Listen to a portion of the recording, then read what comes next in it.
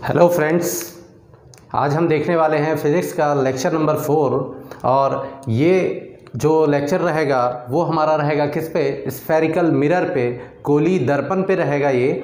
जैसा कि हमने लेक्चर नंबर 3 पे देखा था प्लेन मिरर के बारे में, तो वहाँ पे जितने हमने 10 पॉइंट देखे थे वो काफ़ी इंपॉर्टेंट पॉइंट्स है प्लेन मिरर के अकॉर्डिंग। और हमारा जो सिलेबस है ACF रेंजर के लिए, उसके लिए भी बहुत इम्पॉर्टेंट पॉइंट है। एक क्वेश्चन आपका प्लेन मिरर से बनता है, ठीक है। तो आज हम देखने वाले हैं स्फेरिकल मिरर के बारे में।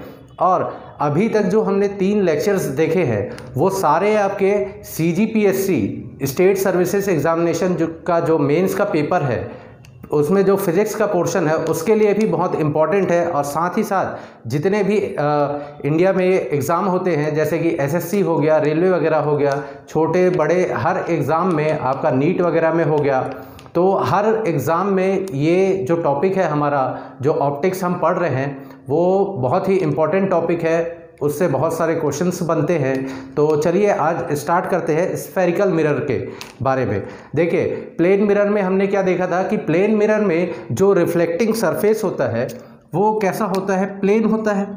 रिफ्लेक्टिंग सरफेस कैसा था, उसमें प्लेन सरफेस था। जैसा कि हमने देखा था कि वो सरफेस प्लेन सरफेस था, रिफ्लेक्टिंग सरफेस। और यही डिफाइन करता है कि मेरा मिरर का टाइप क्या है, कि रिफ्लेक्टिंग सरफेस उसका कैसा है। जैसे कि अभी हम देखने वाले हैं गोली दर्पण के बारे में। तो गोली दर्पण, जैसा कि हमने बताया था कि गोली दर्पण आपका 2 तरह का होता है, 2 तरह का होता है। पहला जो था वो कॉनकेव मिरर था, यानी कि अवतल दर्पण। दूसरा आपका है कॉन्वेक्स मिरर। कॉन्वेक्स मिरर जो होता है उत्तल दर्पण। तो आज हम देखने वाले हैं कि इनके बारे में, स्फेरिकल मिरर के बारे में एक ब्यूटीफुल कंसेप्ट देखते हैं। अभी तक जो जैसे हमने चीज़ें रटते आई है तो रटने की आपको बिल्कुल भी ज़रूरत नहीं पड़ेगी। एक एक चीज़ यहाँ पर पूरा क्लियरली कंसेप्ट के साथ देखेंगे कि इमेज फॉर्मेशन कैसा होगा, डिफरेंट पोजीशंस पे कैसा होगा, रूल्स फॉर इमेज फॉर्मेशन कैसा होगा, क्या क्या रूल्स होते हैं उनके बारे में देखेंगे। और लास्ट में हम देखेंगे यूजेस, और उसके बाद हम कंक्लूड करेंगे हमारे इस टॉपिक को कि क्या क्या चीज़ें हमने पढ़ी है और कैसे उसको मेमोराइज करेंगे हम चीज़ों को। तो चलिए देखते हैं कि स्फेरिकल मिरर होता क्या है। स्फेरिकल मिरर ऐसा मिरर होता है जिसका रिफ्लेक्टिंग सरफेस कर्व के शेप में होता है, कर्व के शेप में होता है, कर्व के शेप में होता है। 2 तरह के आपके स्फेरिकल मिरर है। तो रिफ्लेक्टिंग सरफेस जो है वो कैसा है, जैसे कि ये है हमारा कॉनकेव मिरर। कॉनकेव मिरर, इसका जो रिफ्लेक्टिंग सरफेस है वो कैसा है, एक केव के जैसे है, गुफा के जैसे है। उसमें जो लाइट रे आती है वो लाइट रे उस गुफा के अंदर जाते हुई दिखाई देती है। तो केव से याद रखेंगे कि कॉनकेव जो है वो कैसा है, एक गुफा के जैसा है। और उसका रिफ्लेक्टिंग सरफेस कैसा है, आपका एक गुफा के जैसा है। लाइट रे कैसे आ रही है, उस पर एंटर कर रही है। और कॉन्वेक्स जो है, कॉन्वेक्स मिरर जो है उस पे क्या हो रहा है, आपका रिफ्लेक्टिंग सरफेस कैसा है, गोले के जो मतलब जो सरफेस है उसके बाहर का है। तो यहाँ पर क्या हो रहा है, ये इसके यहाँ पे पड़ रहा है, ये हो गया आपका रिफ्लेक्टिंग सरफेस कॉन्वेक्स मिरर का। कॉन्वेक्स मिरर का ये हो गया। और टेक्निकली अगर हम देखें तो ये दोनों जो मिरर है, ये दोनों जो मिरर है किसी एक खोखले गोले का ही हिस्सा है, किसी एक खोखले गोले का ही हिस्सा है। जैसे कि यहां पे देखते हैं दोनों मिरर्स को, ये किसी एक हॉलो स्फीयर का ही पार्ट है, हॉलो स्फीयर का ही पार्ट है। तो क्या होगा, उस हॉलो स्फीयर का एक सेंटर भी होगा, देखेंगे उसको क्या बोलते हैं, एक सेंटर भी होगा। उस सेंटर को बोला जाएगा centre of curvature, centre of curvature यानी कि वक्रता केंद्र। अब according to centre of curvature इसको हम कॉनकेव और कॉन्वेक्स को कैसे डिफाइन करेंगे। कॉनकेव मिरर वो होता है जिसका रिफ्लेक्टिंग सरफेस आपका सेंटर ऑफ कर्वेचर की तरफ होता है, सेंटर ऑफ कर्वेचर की तरफ हो रहा है। ये मेरा क्या है, रिफ्लेक्टिंग सरफेस है, किसका, कॉनकेव मिरर का। और वैसे ही कॉन्वेक्स मिरर वो होता है जिसका रिफ्लेक्टिंग सरफेस क्या होता है, आपका सेंटर ऑफ कर्वेचर की दूसरी तरफ होता है। उसको हम क्या बोलेंगे, उत्तल दर्पण बोलेंगे, जिसका परावर्तक पृष्ठ वक्रता केंद्र की दूसरी ओर होगा, वो क्या कहलाएगा, मेरा उत्तल दर्पण कहलाएगा।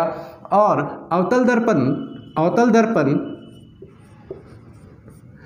दर्पण वो होगा जिसका परावर्तक पृष्ठ क्या होगा, वक्रता केंद्र की ओर होगा। यहां से ये डिफाइन हो गया। अब देखते हैं कुछ टर्म्स देखते हैं, स्फेरिकल मिरर के कुछ टर्म्स देखते हैं कि क्या क्या इसमें टर्म्स होते हैं। ज़्यादा डिटेल में हमको उनके बारे में डेफिनेशन वगैरह लिखने की ज़रूरत नहीं है। सिंपली हम देखेंगे कि पोल क्या होता है, ध्रुव क्या होता है, सेंटर ऑफ कर्वेचर क्या होता है, फोकस पॉइंट क्या होता है, फोकल लेंथ क्या होता है, और रेडियस ऑफ कर्वेचर क्या होता है, अपर्चर क्या होता है, द्वारा। तो चलिए दोनों को एक साथ ही देखते हैं, दोनों मिरर को एक साथ ही देखते हैं।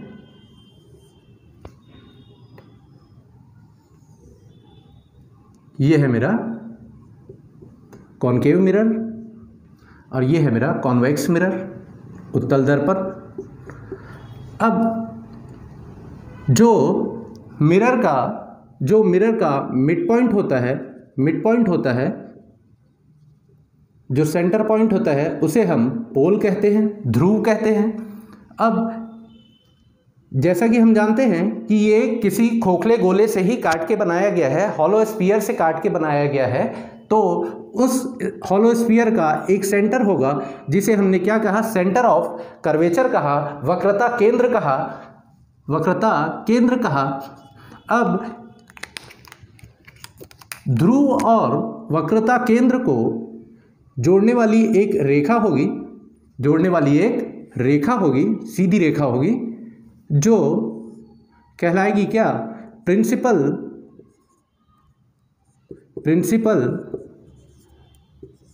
एक्सिस कहलाएगी, यानी कि मुख्य अक्ष कहलाएगी, प्रिंसिपल एक्सिस है ये। अब देखिए प्रिंसिपल एक्सिस और पोल और जो सेंटर ऑफ कर्वेचर है, उन दोनों को जोड़ने वाली सीधी रेखा क्या कहलाई, मुख्य अक्ष कहलाई। और इन दोनों के बीच में एक पॉइंट है जिसे हम फोकल पॉइंट कहते हैं या फोकस कहते हैं। क्या कहते हैं, फोकस और फोकल पॉइंट कहते हैं। वेरी इंपॉर्टेंट पॉइंट है ये, फोकल पॉइंट है। तो यहाँ तक की चीज़ें समझ आई होगी कि क्या क्या इसमें टर्म्स है। अब देखिए distance between pole and centre of curvature, PC distance मेरा कहलाएगा रेडियस ऑफ कर्वेचर कहलाएगा। क्या कहलाएगा, रेडियस ऑफ कर्वेचर कहलाएगा, रेडियस ऑफ कर्वेचर कहलाएगा। वक्रता त्रिज्या कहलाएगा ये। वैसे ही ये मेरा क्या हो गया, ये आर हो गया, कैपिटल आर हो गया, रेडियस ऑफ कर्वेचर हो गया। और पीएफ जो डिस्टेंस है वो पीसी का आधा है, हाफ ऑफ द पीसी है। तो ये मेरा कहलाएगा फोकल लेंथ कहलाएगा, फोकस दूरी कहलाएगा, जिसको हम स्मॉल एफ से डिनोट करते हैं। अब एफ और small F and capital R के बीच में जो रिलेशन है वो कैसा है, एफ बराबर r/2 है, जस्ट इसका हाफ है। इन चीज़ों को याद रखेंगे, आगे ये हमारे जैसे न्यूमेरिकल्स बनेंगे। देखिए हमारा जो ACF का सिलेबस है उसमें न्यूमेरिकल वाला भी पोर्शन है, तो न्यूमेरिकल जो है वो आपका स्फेरिकल मिरर से न्यूमेरिकल जो बनेगा वो आगे चल के नेक्स्ट जो वीडियो रहेगा, इसके बाद वाला जो वीडियो रहेगा जिसमें हम मिरर फॉर्मूला को देखेंगे, तो वहाँ से हम क्या करेंगे, न्यूमेरिकल्स को सॉल्व करेंगे और यहाँ पर जो है पूरा कंसेप्ट देखेंगे। अभी जैसे जो हम देखेंगे इमेज फॉर्मेशन वाला जो टॉपिक रहेगा हमारा इसी वीडियो में, तो वहाँ से भी न्यूमेरिकल कैसे बनते हैं, कंसेप्ट के थ्रू न्यूमेरिकल को कैसे सॉल्व करते हैं वो भी देखेंगे हम यहाँ पे। तो यहाँ तक की चीज़ें समझ आई कि मेरा PC डिस्टेंस क्या है, आपका रेडियस ऑफ कर्वेचर है, distance between pole and centre of curvature, और distance between pole and focal point और focus is known as focal length. ये मेरा क्या है, फोकल लेंथ है। तो यहाँ तक की चीज़ें समझ आई। अब आगे देखते हैं कि इमेज फॉर्मेशन में क्या क्या चीज़ें आएंगी।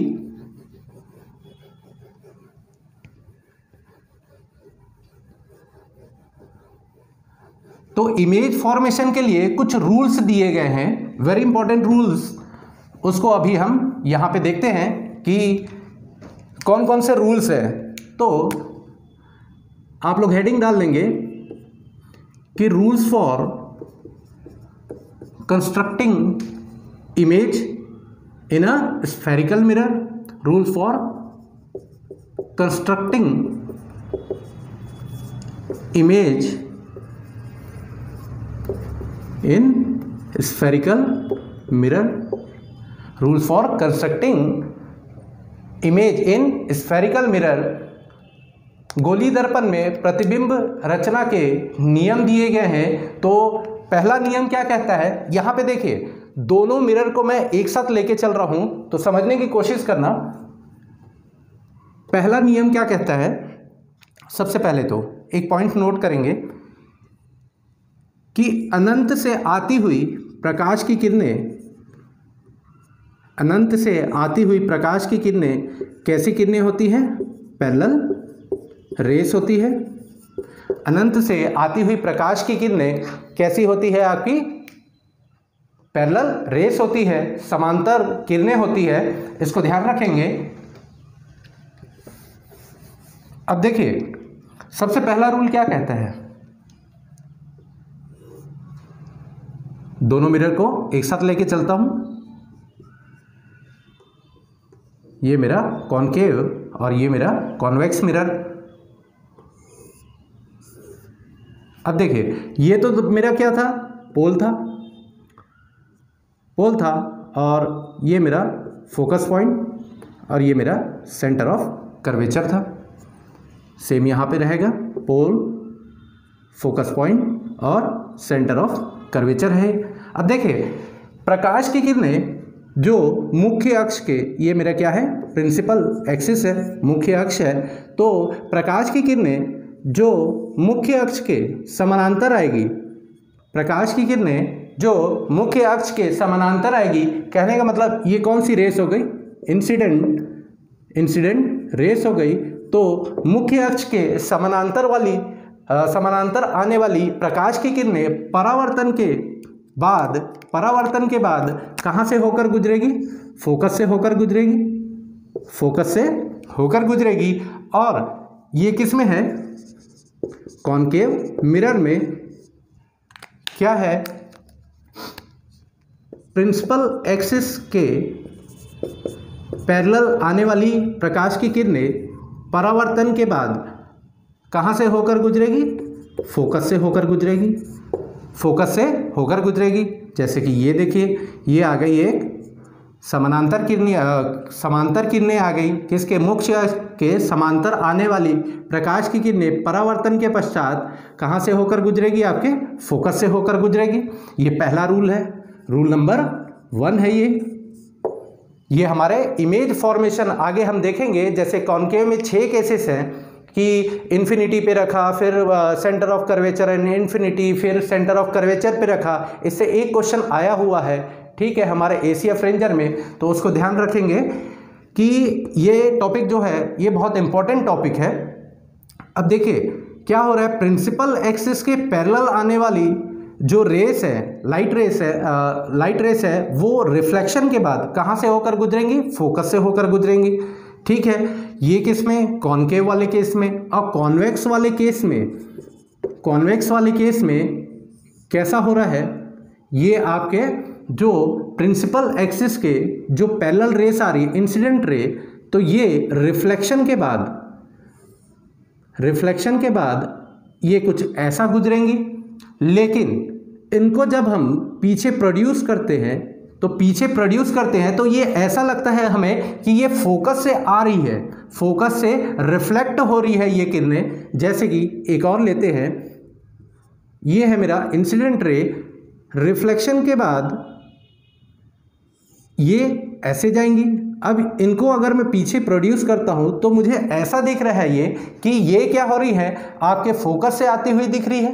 कौन, रिफ्लेक्टेड रे। तो दोनों में क्या अंतर हुआ, यहां फोकस में आ रही है, यहां फोकस पे गुजरती हुई दिख रही है रिफ्लेक्शन के बाद, और यहां पर आती हुई नजर आ रही है। ऐसा लग रहा है मुझे कि ये जो रिफ्लेक्टेड रे है, ये तो इंसिडेंट रे है, तो रिफ्लेक्टेड रे मुझे क्या लग रहा है कि फोकस से आती हुई नजर आ रही है।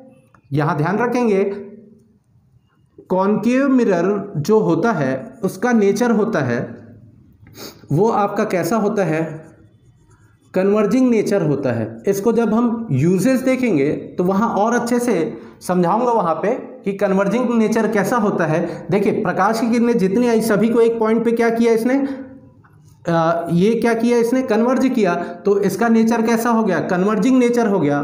और कॉन्वेक्स मिरर जो होता है उसका नेचर कैसा होता है, डाइवर्जिंग नेचर होता है, डाइवर्जिंग नेचर होता है। प्रकाश की किरणों को क्या करता है, ये डाइवर्ज करता है। देख रहे होंगे कि ये उनको बाहर की ओर भेज रहा है, तो इनका नेचर क्या होता है, डाइवर्जिंग होता है। तो ये था मेरा रूल नंबर 1 था फॉर कंस्ट्रक्टिंग इमेज था इन अ स्फेरिकल मिरर। यहाँ तक समझ आया होगा, इसको नोट करेंगे। फिर आगे हम देखते हैं कि कॉनकेव मिरर क्या है, मेरा कन्वर्जिंग नेचर है, और कॉन्वेक्स मिरर जो है वो लाइट रेस को क्या करता है, डाइवर्ज करता है। तो इसको नोट करेंगे। फिर नेक्स्ट अपन रूल नंबर 2 देखते हैं।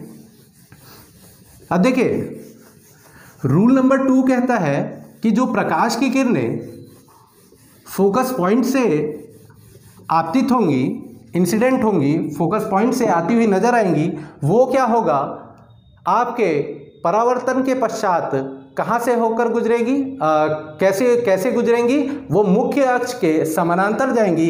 कहने का मतलब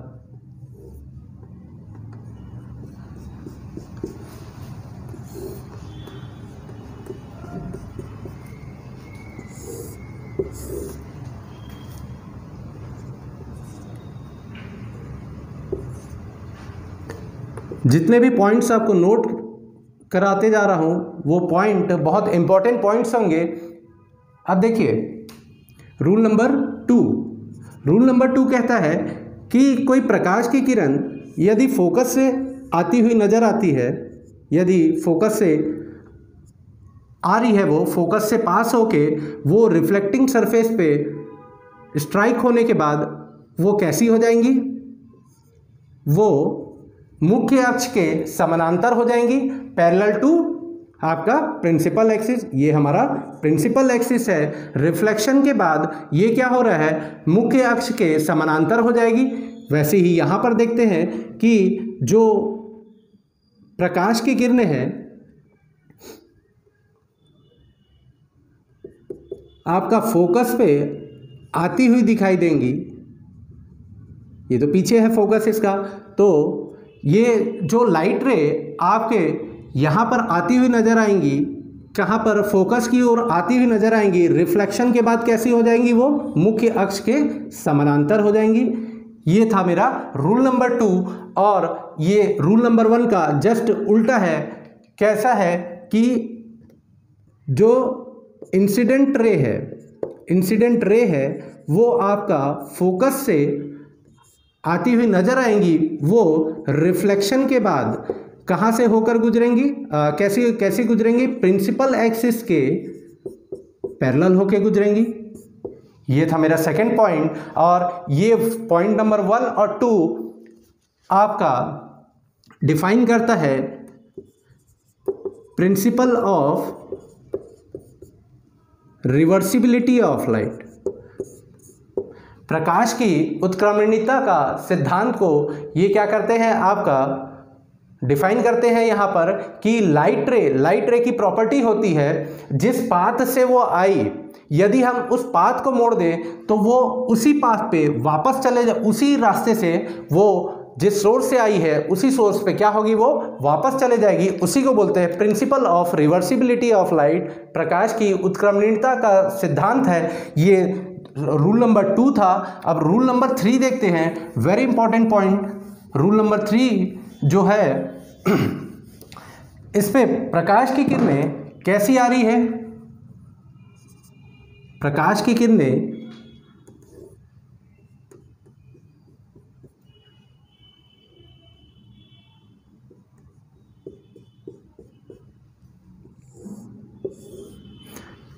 ये मेरा पोल था, ये फोकस और ये सेंटर ऑफ कर्वेचर है।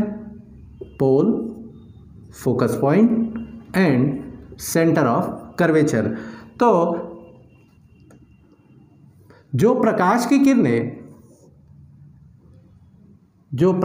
किरणें वक्रता केंद्र से आती हुई नजर आ रही है, वो परावर्तन के पश्चात उसी मार्ग से वापस चले जाएगी। कहाँ से, जो सेंटर ऑफ कर्वेचर से जो लाइट रे आ रही है, इंसिडेंट रे जो आ रही है, वो आफ्टर रिफ्लेक्शन उसी पाथ से वापस हो जाएगी, सेम पाथ से और सेंटर ऑफ कर्वेचर से ही गुजरेगी। जैसे कि ये पॉइंट है मेरा, सेंटर ऑफ कर्वेचर की ओर आती हुई नजर आ रही है, किस में, कॉन्वेक्स मिरर में।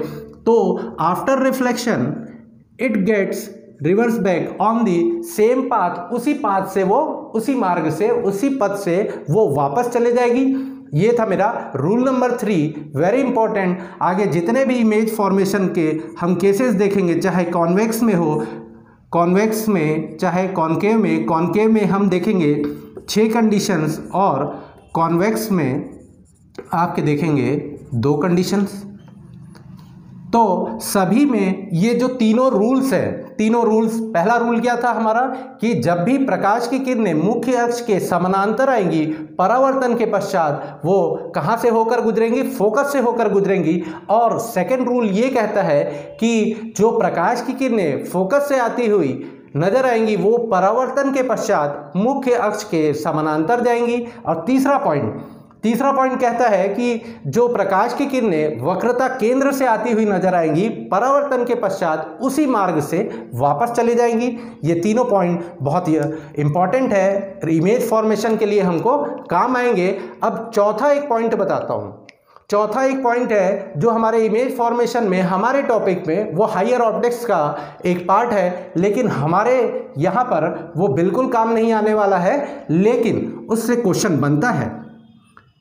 क्वेश्चन ये बनता है कि यदि कोई प्रकाश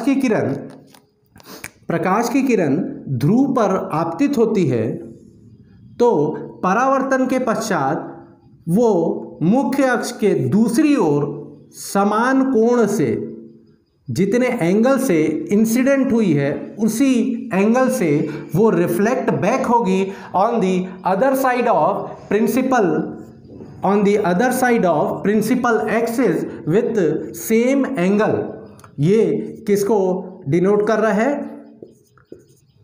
फर्स्ट लॉ ऑफ रिफ्लेक्शन को, कि एंगल आई बराबर क्या हो गया, मेरा एंगल आर हो गया। ये जो चौथा रूल था, चौथा रूल क्या कहता है, चौथा रूल कहता है कि कोई प्रकाश की किरण जब ध्रुव पर आपतित होगी,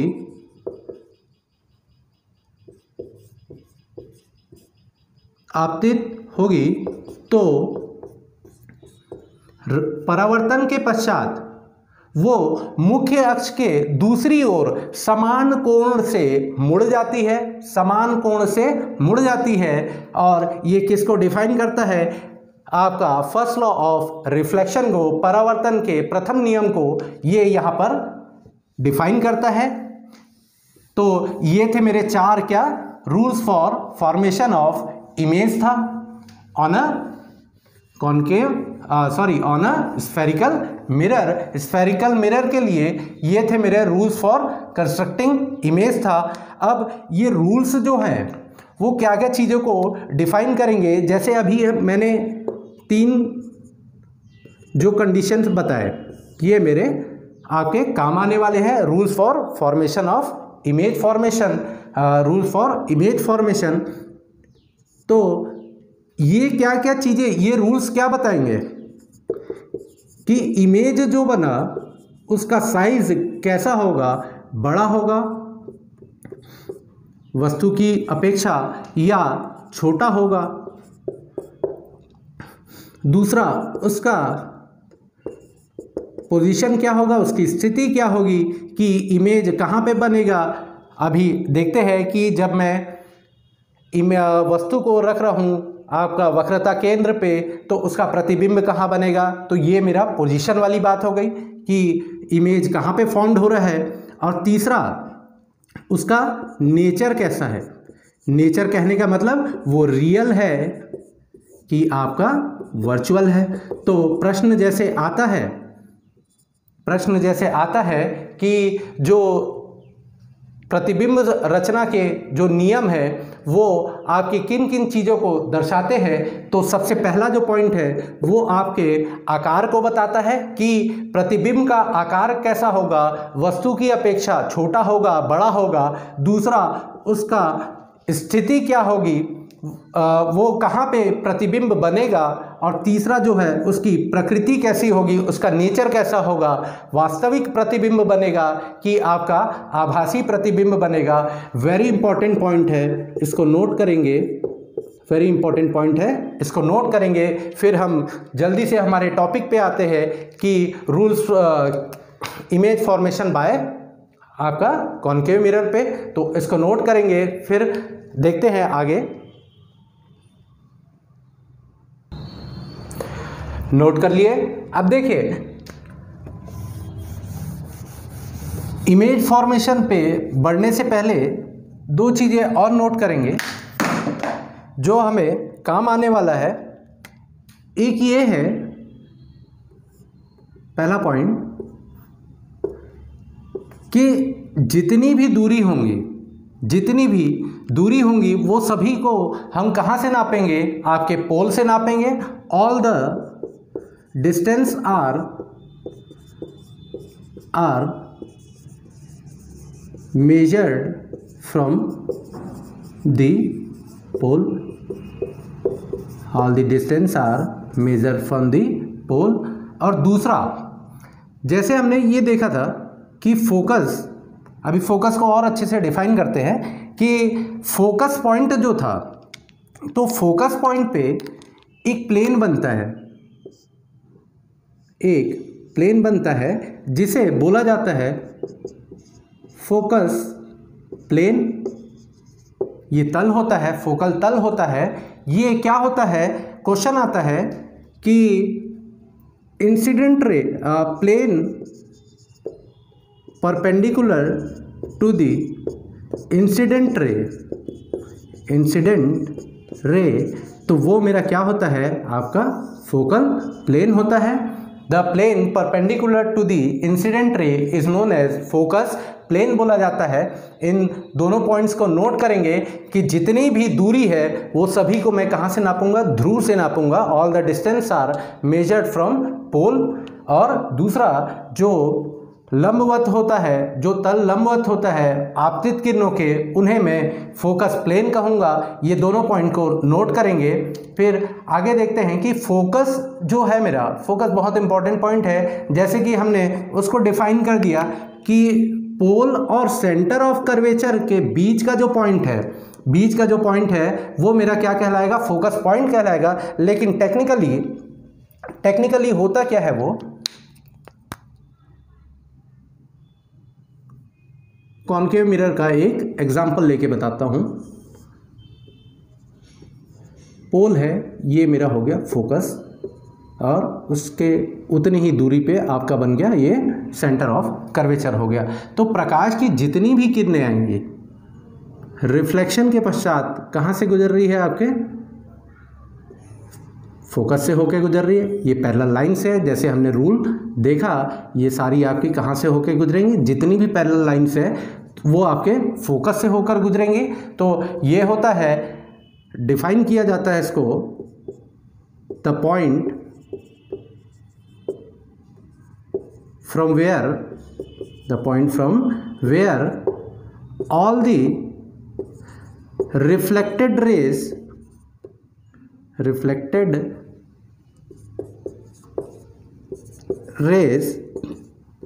after reflection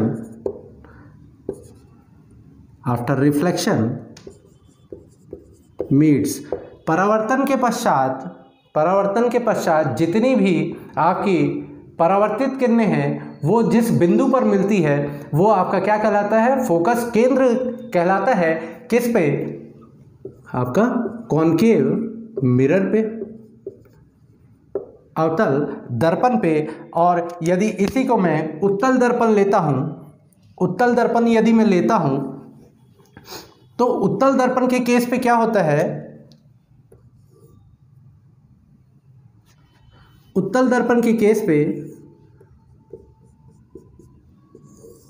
फोकस कहाँ होता है, आपका पीछे होता है, दर्पण के पीछे होता है, दर्पण के पीछे होता है। तो जितनी भी आपतित किरणें हैं वो परावर्तन के पश्चात ऐसा लगता है कि उसी बिंदु से, फोकस से आपकी परावर्तित होती हुई नजर आती है, परावर्तित होती हुई नजर आती है। ये जितने भी आपके रहेंगे वो सभी क्या होंगे, आपके फोकस से होकर परावर्तित होती हुई नजर आएंगी। तो उस बिंदु को मैं क्या कहता हूं, जहां पर परावर्तित किरणें परावर्तन के पश्चात मिले या आती हुई नजर आए, वो पॉइंट मेरा क्या कहलाएगा, फोकस पॉइंट कहलाएगा। और एक और चीज ध्यान रखना, ये जैसे एक गोले का ही हिस्सा है तो इसे बोला जाता है प्रिंसिपल फोकस कहा जाता है, प्रिंसिपल फोकस कहा जाता है, मुख्य फोकस कहा जाता है।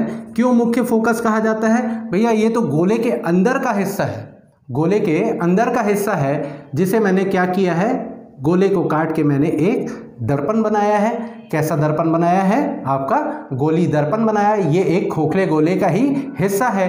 तो इतना पॉइंट इस पे ध्यान रखेंगे। उसके बाद अब इसको नोट कर लेंगे कि the point from where all the reflected ray after reflection meet करती है, वो पॉइंट मेरा कहलाता है, आपका फोकस पॉइंट कहलाता है। इससे एक क्वेश्चन आपका बनता है कि वह बिंदु क्या कहलाता है जहां से परावर्तन के पश्चात सभी किरणें मिलती हुई नजर आए या मिलती है, तो वो आपका कहलाएगा, आपका फोकस पॉइंट कहलाएगा। इसको नोट करेंगे, नोट कर लिए। चलिए अब सबसे पहला केस हम लेते हैं, इमेज फॉर्मेशन का जो केस है वो सबसे पहला हम लेते हैं, आपका अवतल दर्पण का केस लेते हैं। अवतल दर्पण के केस में जैसा कि मैंने बताया कि यहाँ पे बनेंगे 6 कंडीशंस बनेंगे अलग अलग पोजीशंस पे। जब मैं वस्तु को रखूँगा तो उसका प्रतिबिंब कैसा बनेगा, उसका साइज क्या होगा, उसका नेचर कैसा होगा, तो ये देखते हैं। तो हेडिंग डाल लेंगे आप लोग, image formation by concave mirror, image formation by concave mirror. प्रतिबिंब रचना किसके द्वारा, आपका अवतल दर्पण के द्वारा। तो पहला कंडीशन लेता हूं, फर्स्ट कंडीशन, जब वस्तु को कहाँ पे रखा जाए, अनंत पे रखा जाए। जब वस्तु को अनंत पे रखा जाए, when the object is placed at infinity. देखिए इन्फिनिटी कोई पॉइंट नहीं है, इन्फिनिटी एक कंसेप्ट है। इन फिजिक्स के भाषा में बोला जाए कि वो एक कंसेप्ट है इन्फिनिटी। जैसे कि मैं एक पहाड़ पे खड़ा हूँ और दूर से एक पेड़ को देख रहा हूँ, तो वो मेरे अकॉर्डिंग वो बहुत दूर है, तो वो क्या होगा, मेरे लिए एक इन्फिनिटी पॉइंट कहलाएगा। मतलब बहुत दूर से आती हुई प्रकाश की किरणें, जैसा कि मैंने नोट करवाया था कि दूर से आती हुई प्रकाश की किरणें वो आपका क्या कहलाएगी, कैसी रेस होंगी, वो पैरेलल रेस होंगी, वो समांतर किरणें होंगी। तो चलिए देखते हैं कौन सा केस लिया है हमने, अवतल दर्पण का केस लिया है। जब वस्तु को मैंने क्या किया, अनंत पे रखा है। यह है मेरा पोल, ये फोकस पॉइंट, और ये हो गया इसका सेंटर ऑफ कर्वेचर, ये उतनी ही दूरी है। ठीक है, अब वस्तु को मैंने कहाँ पे रखा है, अनंत पे रखा है। तो इस वस्तु से जो भी प्रकाश की किरणें आएंगी वो कैसी आ रही हैं, इस प्रिंसिपल एक्सिस के पैरेलल आ रही है, समांतर आ रही है। तो जो पहला रूल था वो क्या कहता है कि प्रकाश की किरणें जो मुख्य अक्ष के समांतर आएगी वो परावर्तन के पश्चात कहाँ से गुजर जाएगी, आपकी परावर्तन के पश्चात वो गुजर जाएगी आपके फोकस से गुजर जाएगी। एक और प्रकाश की किरण ले लेता हूँ, क्यों, क्योंकि प्रतिबिंब संरचना के लिए आपको कम से कम 2 किरणों की आवश्यकता होती है, दो परावर्तित किरणों की आवश्यकता होती है। जैसा कि हमने देखा था कि जब 2 किरणें मिले उस पॉइंट पे ही आपका इमेज बनेगा, या मिलती हुई प्रतीत हो तो वहाँ पे आपका इमेज फॉर्मेशन होगा। तो ये दूसरा ले लेता हूँ, तो ये भी परावर्तन के पश्चात कहाँ से गुजरेगी, फोकस से गुजरेगी, और ये बना मेरा इमेज बना, यहाँ पे बना मेरा प्रतिबिंब बना।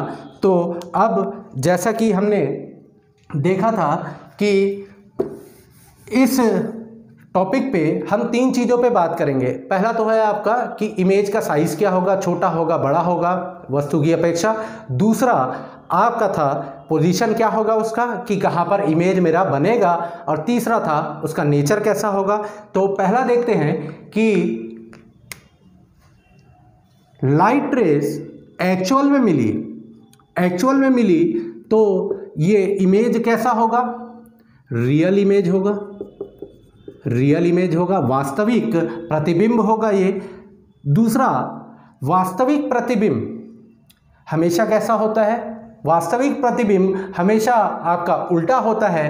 तो यहाँ पे प्रैक्टिकली पॉइंट को क्या मैं बोल सकता हूँ कि ये उल्टा है या सीधा है, लेकिन थ्योरेटिकली जो रियल इमेज होता है वो हमेशा कैसा होता है, उल्टा होता है, इन्वर्टेड होता है।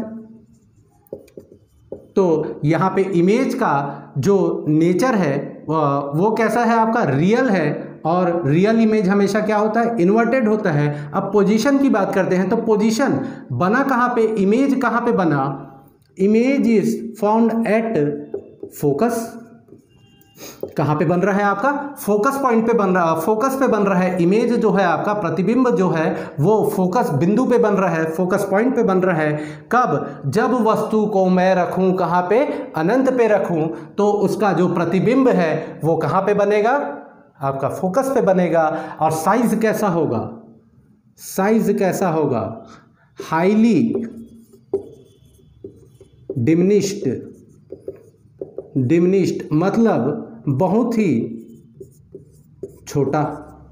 कैसा है भैया, बहुत ही छोटा है। मैंने क्या किया, इमेज एक ऑब्जेक्ट रखा कहाँ पे, इन्फिनिटी पे, कॉन्केव मिरर के आगे रखा, तो क्या हुआ, उसका जो इमेज बना वो हमेशा कैसा रहेगा, वो इमेज आपका बना रियल इमेज बना। क्यों, क्योंकि रियल में जो लाइट रेस है वो मीट कर रही है, और रियल इमेज कैसा रहेगा आपका, हमेशा उल्टा होता है। और प्रतिबिंब कहाँ पे बनेगा, मेरा फोकस पे बनेगा, और उसका आकार कैसा होगा, साइज क्या होगा, वो बहुत ही छोटा होगा। तो इसको नोट करेंगे, बहुत इंपॉर्टेंट पॉइंट है। क्वेश्चन कैसे बनेगा, लास्ट में जब मैं कंक्लूड करूंगा इस टॉपिक को तो वहाँ पे मैं बताऊंगा।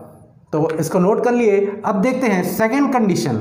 सेकंड कंडीशन में ये देखते हैं कि जब वस्तु को मैं अनंत और वक्रता केंद्र के बीच में रखूं, जब वस्तु को मैं क्या करूं, अनंत और वक्रता केंद्र के बीच में रखूं।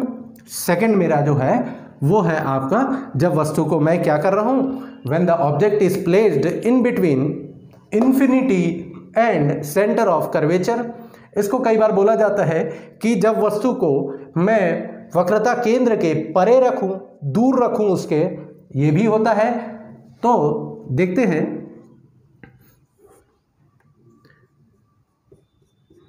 जब वस्तु को मैं क्या कर रहा हूं,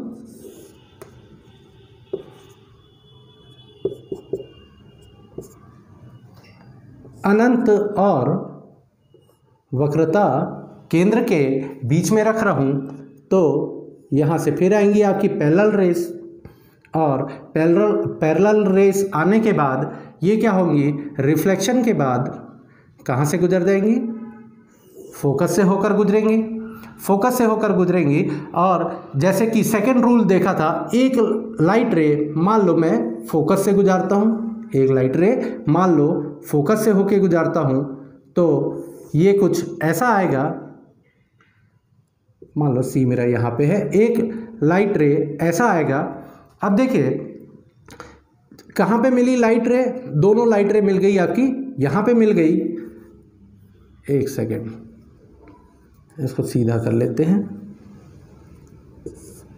ये लाइट रे आपकी यहाँ पे कट की, तो देखिए ये मान लो मेरा ए बी था, तो ए का जो इमेज बना वो कहाँ पे बना, नीचे बना, और इसी को एक्सटेंड कर दूं प्रिंसिपल एक्सिस तक, तो यहाँ पे मुझे पॉइंट बी मिल जाएगा। ये ए डैश हो गया और ये बी डैश हो गया, ये हो गया मेरा इमेज बन गया। तो इमेज कैसा बन रहा है, इमेज कैसा बन रहा है, वास्तविक में प्रकाश की किरणें एक दूसरे को कट कर रही है, तो इमेज मेरा कैसा हो गया, रियल इमेज हो गया, वास्तविक प्रतिबिंब हो गया। और वास्तविक प्रतिबिंब हमेशा ध्यान रखना, जहाँ भी वास्तविक प्रतिबिंब दिया वो हमेशा इन्वर्टेड होगा, वो हमेशा क्या होगा आपका, इन्वर्टेड होगा, वो हमेशा उल्टा होगा। दूसरा पॉइंट, बना कहाँ पे, बन कहाँ रहा है, सेंटर ऑफ कर्वेचर के, ये सॉरी ये थोड़ा सा मिस्टेक हो गया, ये जो बनेगा, पहला कहाँ पे बना था, फोकस पे बना था, तो दूसरा जो है वो आपका बनेगा फोकस और सेंटर ऑफ कर्वेचर के बीच में बनेगा। कहाँ पे बनेगा, इमेज जो है between F and centre of curvature के बीच में बनेगा, between focus and centre of curvature के बीच में बनेगा। साइज कैसा है, वस्तु का आकार देखिए और प्रतिबिंब का आकार देखिए, तो ये कैसा बन रहा है, छोटा बन रहा है। वहां हाईली डिमिनिश्ड था, यहाँ पे डिमिनिश्ड है, मतलब वस्तु से प्रतिबिंब का आकार कैसा है, वस्तु की तुलना में प्रतिबिंब का आकार मेरा क्या है, छोटा है। और कहाँ पे बन रहा है, एफ और सी के बीच में बन रहा है। और प्रतिबिंब कैसा रहेगा, पर वास्तविक प्रतिबिंब बनेगा, और हमेशा वास्तविक प्रतिबिंब हमेशा उल्टा होता है, इसको ध्यान रखेंगे। तो ये समझ आया। तीसरा जो देखते हैं, अब वस्तु को मैं रख रहा हूँ, वस्तु को रख रहा हूँ सेंटर ऑफ कर्वेचर पे रख रहा हूँ, कहाँ पे, वक्रता केंद्र पे रख रहा हूँ, तब देखता हूँ कि मेरा प्रतिबिंब कैसा बनेगा। और ACF रेंजर के एग्ज़ाम में यही क्वेश्चन आया था कि जब मैं वस्तु को रखता हूँ कहाँ पे, वक्रता केंद्र पे रखता हूँ, तो मेरा प्रतिबिंब कहाँ पे बनेगा, कैसा बनेगा। देखिए ये है मेरा पोल, ये फोकस पॉइंट, और ये है मेरा सेंटर ऑफ कर्वेचर। तो अब मैंने वस्तु को क्या किया, वस्तु को मैंने रख दिया सेंटर ऑफ कर्वेचर पे रख दिया, वक्रता केंद्र पे रख दिया। तो एक प्रकाश की किरण मुख्य अक्ष के समानांतर आएगी और वो परावर्तन के पश्चात मुख्य अक्ष फोकस से होकर गुजरेगी। एक मेरा ये हो गया। दूसरा मान लो इसको I1 मान लेता हूँ, कन्फ्यूजन नहीं होगा, ये R1 हो गया। अब मान लो एक प्रकाश की किरण मैंने फोकस से होकर गुजारी, सेकेंड रूल है ये मेरा। तो परावर्तन के पश्चात वो कहाँ पे कट करेगी, परावर्तन के पश्चात वो कहाँ पे कट करेगी आपका, वो आपका यहाँ पे कट करेगी। जहाँ पे ये दोनों किरणें मिली, R1 R2, ये जो परावर्तित किरणें मिली, वहीं पर मेरा बनेगा क्या, प्रतिबिंब बनेगा। यहाँ पे थोड़ा सा बड़ा हो गया है, लेकिन ये बनेगा सेम साइज का बनेगा। जब मैं क्या करता हूँ, ऑब्जेक्ट को रखता हूँ तो कहाँ पे, सेंटर ऑफ कर्वेचर पे। तो मेरा जो इमेज बनेगा वो कहाँ पे बनेगा, सेंटर ऑफ कर्वेचर पे ही बनेगा। और कैसा बनेगा, वास्तविक में दोनों किरणें मिली तो ये क्या बना, रियल इमेज बना, वास्तविक प्रतिबिंब। और हमें पता है कि वास्तविक प्रतिबिंब हमेशा क्या होता है, उल्टा होता है, इन्वर्टेड होता है। तीसरा कंडीशन बनी कहाँ पे, एट सी। जब मैं वस्तु को वक्रता केंद्र पे रखता हूं तो उसका प्रतिबिंब जो बनेगा वो वक्रता केंद्र पे ही बनेगा। और आकार क्या होगा, सेम साइज होगा, समान आकार का बनेगा प्रतिबिंब। ये स्टेटमेंट में क्वेश्चन आता है कि जब मैं वस्तु को वक्रता केंद्र पे रखता हूँ या डिफरेंट पोजीशन पे, मैं वक्रता केंद्र वाला कंडीशन लेता हूँ तो प्रतिबिंब वास्तविक रहता है, उल्टा रहता है, सी पे ही बनेगा, समान आकार रहता है, छोटा रहता है, बड़ा रहता है। तो ये जो कंडीशंस है, ये कंडीशंस इसकी हो रही है कि जब मैं वस्तु को कहाँ पे रखता हूँ, वक्रता केंद्र पे रखता हूँ तो उसका जो आकार होगा वो समान आकार होगा। एक क्वेश्चन ये बनता है कि अवतल दर्पण में वस्तु को किस स्थान पर रखने पर उसका प्रतिबिंब का जो आकार होता है वो वस्तु के आकार के समान होता है। तो आंसर क्या है आपका, जब मैं वस्तु को रखता हूं कहाँ पे, आपका वक्रता केंद्र पे रखता हूं, सेंटर ऑफ कर्वेचर पे रखता हूं। ये था मेरा तीसरा कंडीशन। ध्यान देंगे यहाँ पे कि इन्फिनिटी पे इमेज रखा, फिर उसके बाद सी और एफ के इन्फिनिटी और सी के बीच में रखा, तो धीरे धीरे मैं क्या कर रहा हूँ, ऑब्जेक्ट को मिरर के पास लाते जा रहा हूँ। तो वैसे ही मेरा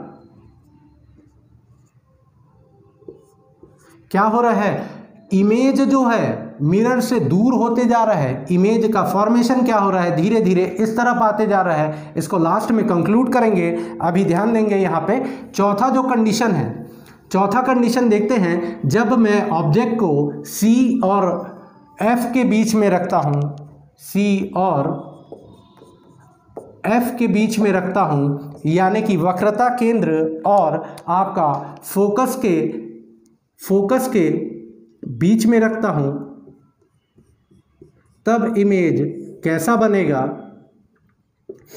यहाँ पे देखेंगे। मैं वस्तु को अब रखता हूँ आपका, ये है मेरा ए और ये बी। इस वाले हिस्से को हेड बोला जाता है और ये जो हिस्सा है वो मेरा क्या हो गया, ये हेड हो गया और ये हो गया टेल हो गया। तो इसको ध्यान रखेंगे कि what is head and what is tail in image formation. अब देखिए एक लाइट रे कैसी आई, पैरेलल आई, रिफ्लेक्शन के बाद ये कहाँ से गुजर जाएगी, आपका फोकस से होकर गुजरेगी। दूसरा मान लो,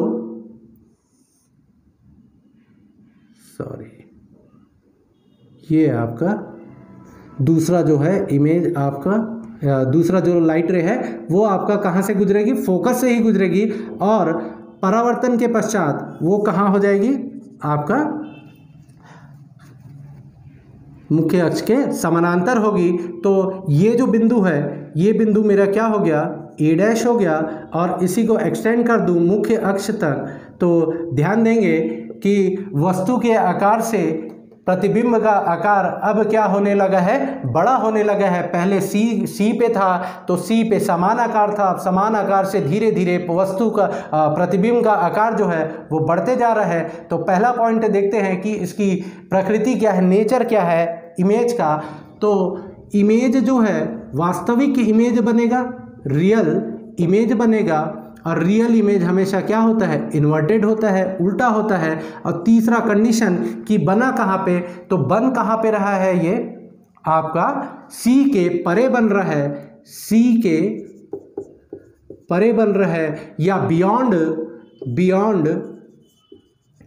सी बन रहा है, या बोल दिया जाए सी और इन्फिनिटी के बीच में बन रहा है, सी और इन्फिनिटी के बीच में बन रहा है। ये दोनों कंडीशंस सेम है कि image is found beyond C और in between centre of curvature and infinity के बीच में बन रहा है। तो इसको ध्यान रखेंगे। और आकार कैसा है, आकार जो है लार्ज साइज का बन रहा है, लार्ज साइज या मैग्नीफाइड बोल दिए, मैग्नीफाइड इमेज मिल रही है मुझे, आवर्धित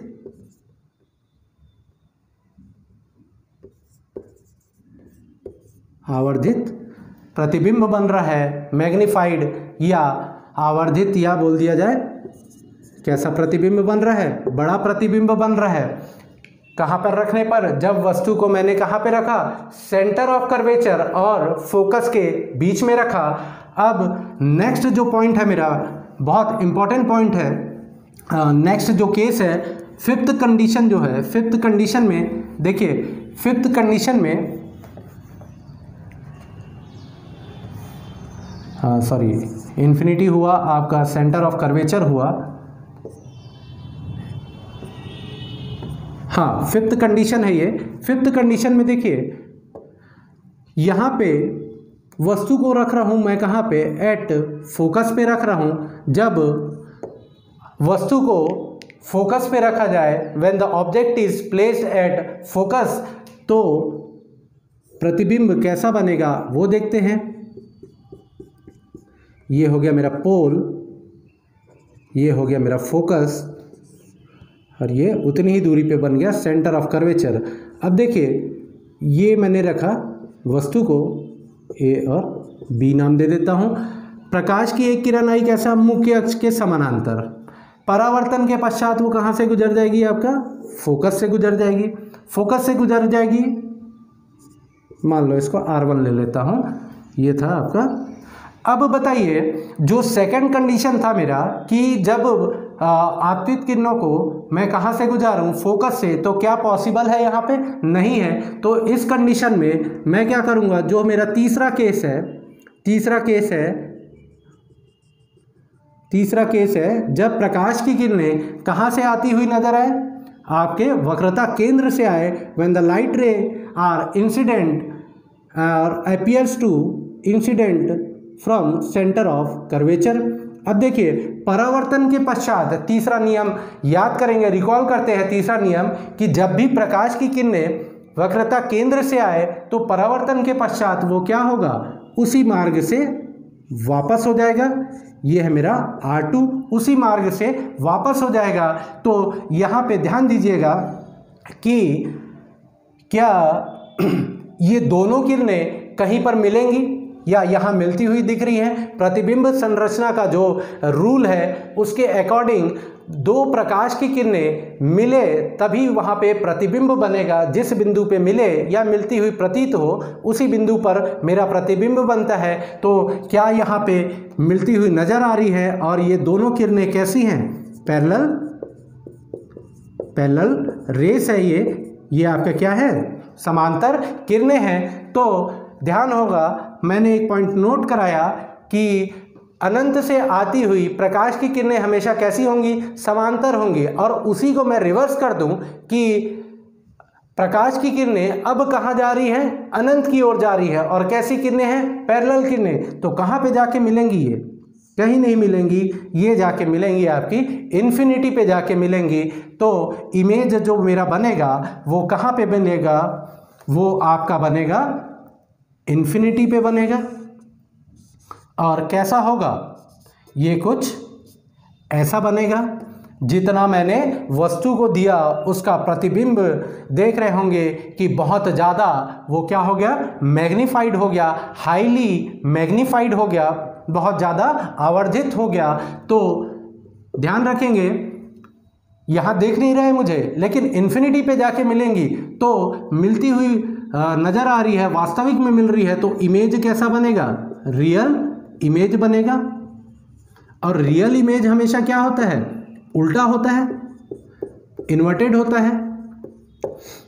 कहाँ पे मिल रही है? At infinity. इमेज कहाँ बनेगा? इन्फिनिटी पे बनेगा। ध्यान रखेंगे, चौथा कंडीशन, जब मैं ऑब्जेक्ट को रखता हूँ फोकस पे तो उसका इमेज कहाँ बनेगा? इन्फिनिटी पे। जैसा पहला था, जब मैंने ऑब्जेक्ट को इन्फिनिटी पे रखा तो उसका इमेज बना था आपका फोकस पे बना था, तो वैसे ही जब ऑब्जेक्ट को मैंने रखा कहाँ पे? फोकस पे, तो उसका इमेज कहाँ पे बन रहा है? आपका इन्फिनिटी पे बन रहा है। और साइज कैसा होगा?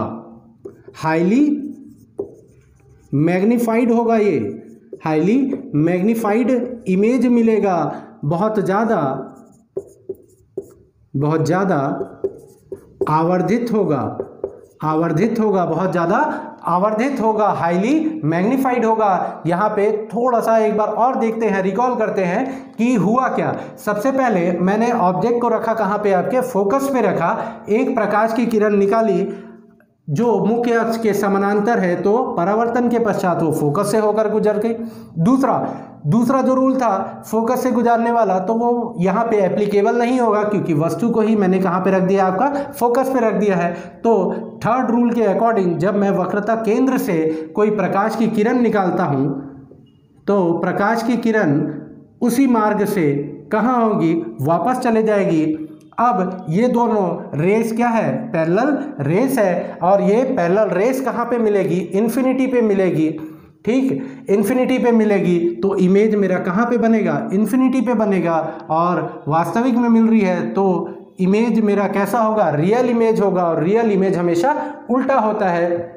साइज क्या होगा? हाईली मैग्नीफाइड होगा, बहुत बड़ा साइज होगा। अब लास्ट जो कंडीशन है, वेरी इंपॉर्टेंट कंडीशन, वहां पे अब वस्तु को मैं रख रहा हूं आपके फोकस और अब वस्तु को रख रहा हूं मैं फोकस और ध्रुव के बीच में। When the object is placed in between focus and pole, तो फोकस और पोल के बीच में ऑब्जेक्ट को जब मैं रखता हूं तो देखते हैं कि कैसा प्रतिबिंब बनता है। यहां पे मैंने रख दिया, मान लो ऑब्जेक्ट को, ये रख दिया ऑब्जेक्ट को। अब देखिए, ये है मेरा सेंटर ऑफ कर्वेचर। प्रकाश की एक किरण आई, आपतित हुई, परावर्तन के पश्चात वो कहाँ से गुजर गई? आपके फोकस से गुजर गई। परावर्तन के पश्चात फोकस से गुजर गई। अब क्या फोकस से मैं गुजार सकता हूं प्रकाश की किरण? नहीं। तो तीसरा रूल लेते हैं। तो तीसरे रूल के अकॉर्डिंग जब कोई प्रकाश की किरण कहाँ से आए? आपके वक्रता केंद्र से आए। अब ये देखिए, ये कैसा है? ये कुछ ऐसा है।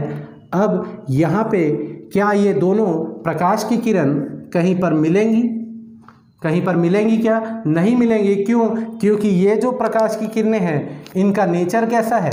इनका नेचर है डाइवर्जिंग नेचर है। Diverging lines never meet each other. Diverging lines जो है नेवर मीट ईच अदर है, कभी एक दूसरे से मिलती नहीं है। तो अब इमेज फॉर्मेशन के लिए मुझे क्या चाहिए? दो प्रकाश की किरणों का मिलता हुआ नज़र आना चाहिए। तो यहाँ पे देखेंगे, इसको मैं मान लो पीछे एक्सटेंड करता हूँ, तो पीछे एक्सटेंड करने पर यहाँ पर ये मिलेंगी, और जहाँ पे मिली वहाँ पे प्रतिबिंब मेरा क्या हुआ? प्रतिबिंब की रचना हुई, और ये मेरा A डैश कहलाया और ये कहलाया मेरा B डैश कहलाया। तो देखिए, इमेज से ऑब्जेक्ट से इमेज का साइज़ क्या है, बड़ा है, और यहाँ पे प्रकाश की किरणें क्या हो रही है, क्या वास्तविक में मिल रही है, वास्तविक में तो नहीं मिली। क्यों? क्योंकि ये दोनों लाइंस क्या हो गई, ये R2 था और ये मेरा R1, तो दोनों रिफ्लेक्टेड रे एक दूसरे के कैसे नेचर में है, डाइवर्जिंग नेचर में है। तो डाइवर्जिंग लाइंस क्या होती है, never meet each other at any point. तो मैंने उसको क्या किया, पीछे एक्सटेंड किया, और जिस बिंदु पे वो मिले तो उस बिंदु पे मेरा इमेज का फॉर्मेशन होगा। तो इमेज का नेचर मेरा कैसा हुआ, इमेज का नेचर जो है वो वर्चुअल होगा, वो वर्चुअल इमेज होगा। और वर्चुअल इमेज आभासी प्रतिबिंब हमेशा कैसा होता है, सीधा होता है। आभासी प्रतिबिंब हमेशा कैसा होता है, सीधा होता है। और ये क्या है, इरेक्ट इमेज है। तीसरा है बना कहाँ पे, बना कहाँ पे, तो बिहाइंड द मिरर, क्या बोला जाए, बिहाइंड द मिरर, दर्पण के पीछे बनेगा, बिहाइंड द मिरर, या बोला जाए इनसाइड द मिरर। और यही केस जो है वो आपका एग्जाम्पल है किसका, शेविंग मिरर का। अभी जब यूजेस देखेंगे कॉनकेव कॉन्वेक्स के, तो वहाँ इस केस को फिर से मैं आपको वहाँ पे थोड़ा सा रिकॉल करूँगा।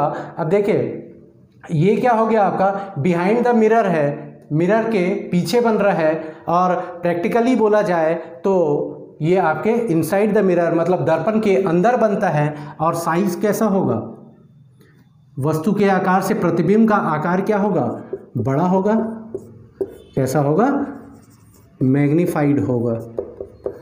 तो ध्यान देंगे अवतल दर्पण में, ये बाद में कंक्लूड और करूंगा, अवतल दर्पण में जो 6 कंडीशन से देखे तो 6 में 5 कंडीशन में आपको रियल और क्या मिला, इन्वर्टेड इमेज मिला, और एक कंडीशन जो है वहाँ पे आपको वर्चुअल और कैसा मिला, इरेक्ट मिला। यानी कि आभासी और आपका वास्तविक दोनों प्रतिबिंब बनाता है आपका कौन, आपका अवतल दर्पण में आपका जो प्रतिबिंब रहेगा वो वास्तविक भी रहेगा और आभासी भी रहेगा। तो इसको नोट करेंगे, फिर आगे हम देखते हैं कि उत्तल दर्पण द्वारा प्रतिबिंब की रचना को देखते हैं। तो इसको नोट करेंगे, फिर आगे हम देखते हैं, इसको नोट कर लिए। तो चलिए अब देखते हैं उत्तल दर्पण का केस देखते हैं। तो उत्तल दर्पण में केवल और केवल एक ही कंडीशन बनता है, एक कंडीशन बनता है कि दर्पण के सामने मैं वस्तु को कहीं भी रख दूं, तो दर्पण के सामने वस्तु को कहीं भी रखूं। और एक छोटा सा एक कंडीशन और होता है, जब वस्तु को मैं रखूं कहाँ पे, अनंत पे रखूं, इन्फिनिटी पे रखूं। तो पहला कंडीशन देखते हैं, ये मेरा कौन सा केस हो गया, आपका image formation by convex mirror, उत्तल दर्पण द्वारा प्रतिबिंब रचना को देखते हैं। तो पहला कंडीशन जो है, पहला कंडीशन मैं लेता हूँ, जब वस्तु को मैं रखूँ कहाँ पे, अनंत पे रखूँ, एट इन्फिनिटी है, image is placed at infinity. तो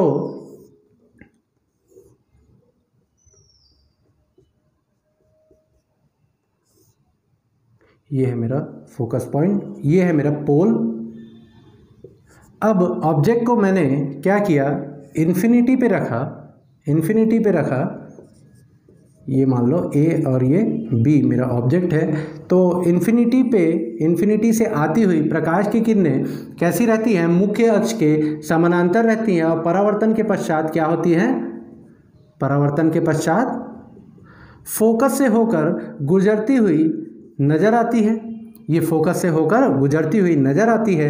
एक और लाइट रे ले लेता हूँ, फिर ये इंसिडेंट रे, इंसिडेंट होने के बाद दर्पण पे आपतित होने के बाद परावर्तित किरणें कहाँ पे मिलेंगी, और ये 2 किरणें मिल गई, और मेरा प्रतिबिंब कहाँ पे बना, ये आपका बना फोकस पे बना। तो पहला पॉइंट देखेंगे कि नेचर कैसा है, प्रतिबिंब का जो प्रकृति है, प्रतिबिंब की प्रकृति जो है तो वो कैसी है यहाँ पर, क्या वास्तविक में मिल रही है, क्या वास्तविक में मिलती तो वास्तविक प्रतिबिंब बनता, लेकिन यहाँ पे मिलती हुई प्रतीत हो रही है, अपीयर्स टू मीट है, लाइट रे मैंने प्रोड्यूस की है पीछे, तो ये क्या होगा, वर्चुअल इमेज होगा, वर्चुअल इमेज होगा, आभासी प्रतिबिंब होगा। दूसरा कंडीशन ये है कि आभासी प्रतिबिंब हमेशा कैसा होता है, सीधा होता है, इरेक्ट होता है। तो प्रैक्टिकली तो यहाँ पर ये पॉइंट ऑब्जेक्ट बन रहा है, तो पॉइंट ऑब्जेक्ट उल्टा सीधा तो होता नहीं है पॉइंट, लेकिन थ्योरेटिकली वर्चुअल इमेज हमेशा जो होता है वो आपका सीधा होता है, तो इमेज कैसा बना, सीधा बना। और तीसरा कंडीशन जो है, इमेज कहाँ पे बना, तो इमेज जो है, इमेज कहाँ बना, फोकस पे बना, एट एफ बन रहा है। जब एक उत्तल दर्पण में वस्तु को मैं अनंत पे रखूं तो उसका प्रतिबिंब कैसा होगा, वो आपका आभासी होगा, सीधा होगा, और बनेगा कहाँ पे, आपका फोकस पे बनेगा। और आकार क्या होगा, बिंदु आकार का होगा, पॉइंट साइज होगा, क्या होगा, पॉइंट साइज होगा।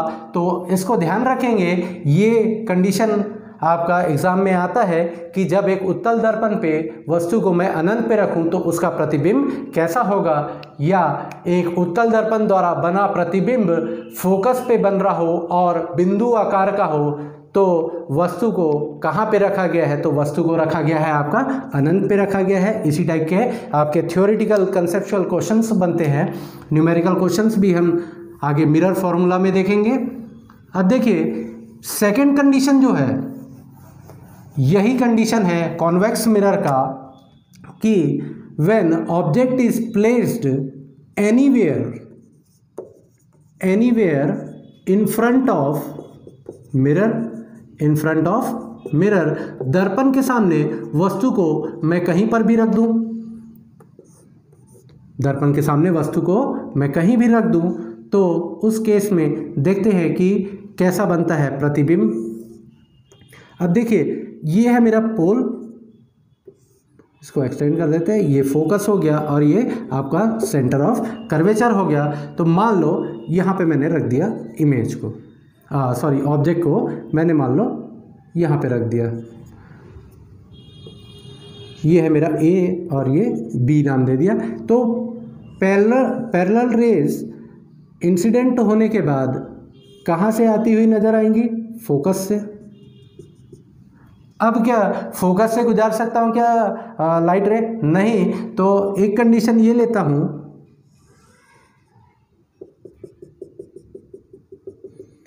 कि एक लाइट रे कहाँ से इंसिडेंट होती हुई नज़र आ रही है, सेंटर ऑफ कर्वेचर से इंसिडेंट होती हुई नज़र आ रही है।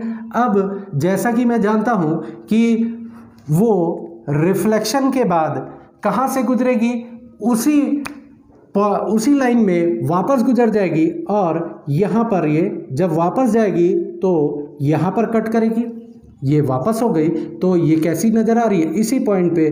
तो ये कहाँ पे बना, मेरा इमेज बना, मेरा यहाँ पे बना, ये हो गया मेरा बी डैश और ये हो गया मेरा ए डैश। अब देखिए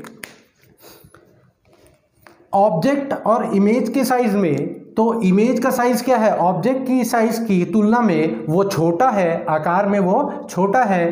तो पहला कंडीशन क्या हुआ, वास्तविक में मिली क्या, नहीं, वास्तविक में नहीं मिली, मिलती हुई प्रतीत हुई, तो इमेज मेरा क्या बना, वर्चुअल इमेज बना, यानी कि आभासी प्रतिबिंब बन रहा है, आभासी प्रतिबिंब बन रहा है। आभासी प्रतिबिंब हमेशा कैसा होता है, सीधा होता है, यानी कि इरेक्ट होता है, या इसी को अपराइट भी बोल देते हैं कि सीधा रहता है, अपराइट होता है। तीसरा कंडीशन कि बना कहाँ पे, तो बन कहाँ पे रहा है, बिटवीन पोल एंड फोकस और पोल के बीच में बन रहा है ये। और चौथा जो है आकार कैसा है, तो आकार क्या होता है, छोटा होता है। अब ध्यान देंगे साइज कैसा है, स्मॉल साइज है। As compare to object my image is smaller than the object है। तो ये कंडीशन जो होता है, ये जो रियर व्यू मिरर होता है, रियर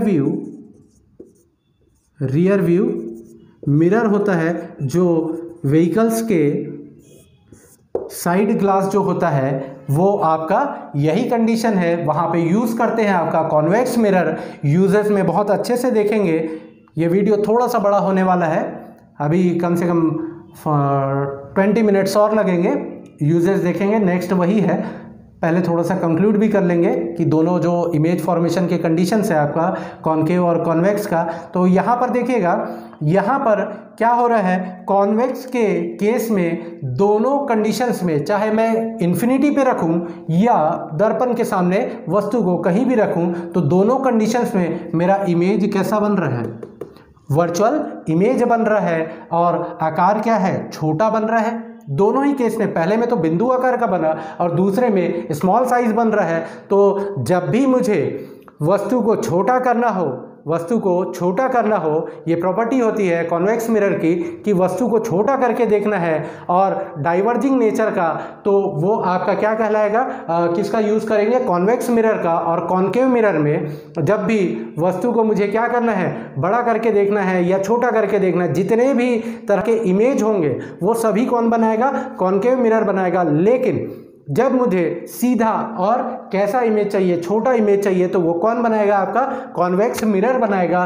कॉन्केव मिरर ये कंडीशन नहीं दे पाता है, वो आपका कंडीशन कौन दे रहा है, कॉन्वेक्स मिरर दे रहा है। उत्तल दर्पण ही एक ऐसा मिरर है जो आपका क्या कर रहा है, यहाँ पे इमेज केवल और केवल वर्चुअल इमेज बनेगा और हमेशा छोटा प्रतिबिंब बनेगा।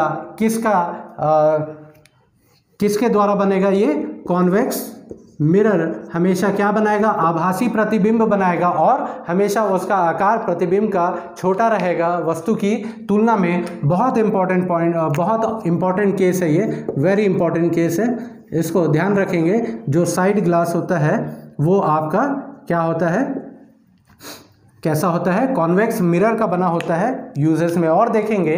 तो अब इसको हम क्या करते हैं, कंक्लूड करते हैं। ये जो हमारा अभी हमने 6 कंडीशंस आपके देखे कॉन्केव मिरर के और कॉन्वेक्स मिरर के 2 कंडीशंस, तो कॉन्वेक्स वाला तो कंक्लूड करने की ज़रूरत नहीं है। कंक्लूड कुछ इसको ऐसा कर देते हैं कि हमेशा बनेगा वर्चुअल और क्या बनेगा, स्मॉल साइज का बनेगा। लेकिन कॉन्केव मिरर में रियल इमेज भी बनेगा और आपका वर्चुअल इमेज भी बनेगा। यानी कि रियल इमेज तो हमेशा क्या होता है, उल्टा होता है और वर्चुअल इमेज हमेशा सीधा होता है। छोटा बड़ा हर टाइप का इमेज आपका कॉन्केव बना लेगा। बस ये ध्यान रखना है कि रियल और वर्चुअल दोनों इमेज बनाता है कॉन्केव मिरर, लेकिन कॉन्वेक्स मिरर केवल और केवल आपका वर्चुअल इमेज बनाता है और छोटा इमेज बनाता है। तो इसको ध्यान रखेंगे। अब देखिए, इतने कंडीशंस हैं, याद करना कैसे है, इसको कैसे याद करना है। देखिए, ये किसका कंडीशन देख रहे हैं हम लोग, कॉनकेव, अवतल दर्पण का देख रहे हैं, अवतल दर्पण का देख रहे हैं। तो यहाँ पे हुआ क्या, इसको बहुत अच्छे से नोट करेंगे।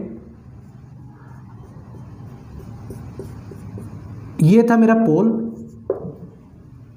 ये फोकस है और ये हो गया मेरा सेंटर ऑफ कर्वेचर। तो सबसे पहला कंडीशन, मैंने ऑब्जेक्ट को कहाँ पे रखा, इन्फिनिटी को, मतलब मेरा ऑब्जेक्ट को मैं मूव करा रहा हूँ धीरे धीरे, कहाँ पे, दर्पण की ओर। कहाँ से, इन्फिनिटी से शुरू कर रहा हूँ। तो मेरा जो पहला जो कंडीशन है वो फर्स्ट पोजीशन ये था। तो फर्स्ट पोजीशन में इमेज मेरा कहाँ पे बना, वो भी पॉइंट साइज का बना। तो ये था मेरा फर्स्ट इमेज, जो है फर्स्ट इमेज मेरा कहाँ पे बन रहा है, यहाँ पे बन रहा है। उसके बाद मैंने क्या किया, इन्फिनिटी और सेंटर ऑफ कर्वेचर के बीच में रखा ऑब्जेक्ट को। ये मेरा सेकंड पोजीशन था। जब मैंने इन्फिनिटी और सेंटर ऑफ कर्वेचर के बीच में रखा तो मेरा ऑब्जेक्ट कहाँ शिफ्ट हुआ, यहाँ शिफ्ट हुआ। कहाँ पे, फोकस और सेंटर ऑफ कर्वेचर के बीच में हुआ। ये मेरा सेकंड कंडीशन था सॉरी सेकंड कंडीशन था। थर्ड कंडीशन में मैंने क्या किया, ऑब्जेक्ट को रख दिया आपका सेंटर ऑफ कर्वेचर पे रख दिया। तो थर्ड कंडीशन में ऑब्जेक्ट मेरा कहाँ पे बना, इमेज कहाँ पे बना, ऑब्जेक्ट इमेज मेरा बना सेंटर ऑफ कर्वेचर पे ही बना सॉरी।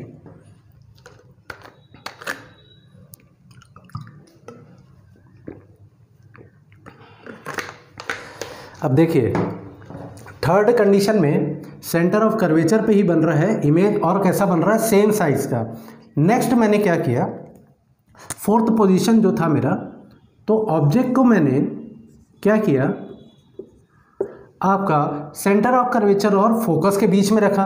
तो इमेज मेरा कहाँ पे हो गया, अब इन्फिनिटी और आपका सेंटर ऑफ कर्वेचर के बीच में बना, और साइज कैसा हो गया, बड़ा हो गया। ये था मेरा फोर्थ पोजीशन ऑफ इमेज है। ये मेरा फोर्थ पोजीशन है इमेज का, और साइज कैसा हो रहा है, बड़ा होते जा रहा है नेक्स्ट जो है फिफ्थ कंडीशन मेरा था कि जब मैंने ऑब्जेक्ट को रखा कहाँ पे, आपका फोकस पे रखा, तो इमेज जो है वो मुझे कहाँ पे मिला, इन्फिनिटी पे मिला, और इन्फिनिटी पे बहुत बड़ा सा मिला, हाईली मैग्नीफाइड मिला। यहाँ तक समझ आया। ये था मेरा फिफ्थ कंडीशन। और सिक्स्थ जो इम्पॉर्टेंट कंडीशन था, वहाँ पे मैंने ऑब्जेक्ट को फोकस और आपका पोल के बीच में रखा। तो तो मुझे जो इमेज था वो कहाँ पे मिला, आपका पीछे मिला, दर्पण के पीछे मिला। ये था मेरा सिक्स्थ कंडीशन। जब मैंने ऑब्जेक्ट को कहाँ पे रखा, फोकस और पोल के बीच में रखा, तो इमेज मुझे कहाँ पे मिला, आपका दर्पण के पीछे मिला, बियॉन्ड द इसको रेड से ही कर देते हैं, beyond the mirror, behind the mirror मिला मुझे। ये था मेरा छठवां कंडीशन। इस कंक्लूजन को आप क्या करेंगे, नोट करेंगे। बहुत इंपॉर्टेंट है, ये रटने की ज़रूरत बिल्कुल नहीं पड़ेगी। धीरे धीरे देखिए, जैसे ऑब्जेक्ट को मैं मिरर की तरफ शिफ्ट करते जा रहा हूँ, तो इमेज मेरा कहाँ जा रहा है, इमेज जो है मेरा दर्पण से दूर होते जा रहा है। ये इमेज का जो मूवमेंट है वो इधर है। केवल और केवल जो सिक्स्थ कंडीशन है वहाँ पर मुझे मिलता है वर्चुअल इमेज, और वो कहाँ मिलता है, दर्पण के पीछे या अंदर बोल दें। और ये शुरू कहाँ से हुआ था, फोकस से शुरू हुआ था। पहला इमेज मेरा फोकस से शुरू हुआ था, इन्फिनिटी तक गया, उसके बाद सीधा चले गया कहाँ पे, दर्पण के पीछे। इसको नोट करेंगे। Very important topic, very important conclusion है ये अवतल दर्पण का, नोट कर लिए। अब देखते हैं जो हमारा जो कॉन्वेक्स मिरर है, कॉन्वेक्स मिरर में केवल और केवल बन रहा था आपका वर्चुअल इमेज बन रहा था। तो ये यहाँ तक की चीज़ों को याद रखेंगे। इसके जो भी न्यूमेरिकल्स हैं वो नेक्स्ट जो वीडियो रहेगा हमारा मिरर फार्मूला वाला, तो वहाँ पे हम न्यूमेरिकल्स देखेंगे। और यहाँ के जो भी क्वेश्चंस बन रहे हैं उन क्वेश्चंस को थोड़ा सा डिस्कस किए हैं हम, कि जब भी दिया रहेगा आपको कि वस्तु जो है उसको मैं किसी पॉइंट पे रख रहा हूँ, मान लो आपका सेंटर ऑफ कर्वेचर पे रख रहा हूँ, तो प्रतिबिंब कहाँ पे बनेगा, तो ऐसे कंडीशंस में क्वेश्चंस में कई बार आपको दे दिया रहेगा कि 2 सेंटीमीटर का एक वस्तु है जिसे मैं रख रहा हूँ सेंटर ऑफ कर्वेचर पे, तो ऐसा सब कंडीशन दिया रहेगा तो न्यूमेरिकल वैल्यू केवल और केवल कंफ्यूज करने के लिए रहेगा। उसको ध्यान रखेंगे कि 2 सेंटीमीटर का ऑब्जेक्ट है, उसको मैं आपका रख रहा हूँ कहाँ पे, सेंटर ऑफ कर्वेचर पे, तो इमेज क्या बनेगा, तो हम उसको कैलकुलेट करने पे भिड़ जाएंगे, है ना। तो वो नहीं करना है, पोजीशन देखनी है कि कहाँ पे रख रहा है, और लास्ट का जो हमारा अभी कंक्लूजन था उसको देखेंगे। तो चलिए अब जो आता है हमारा टॉपिक है यूजेस ऑफ स्फेरिकल मिरर। क्या है uses of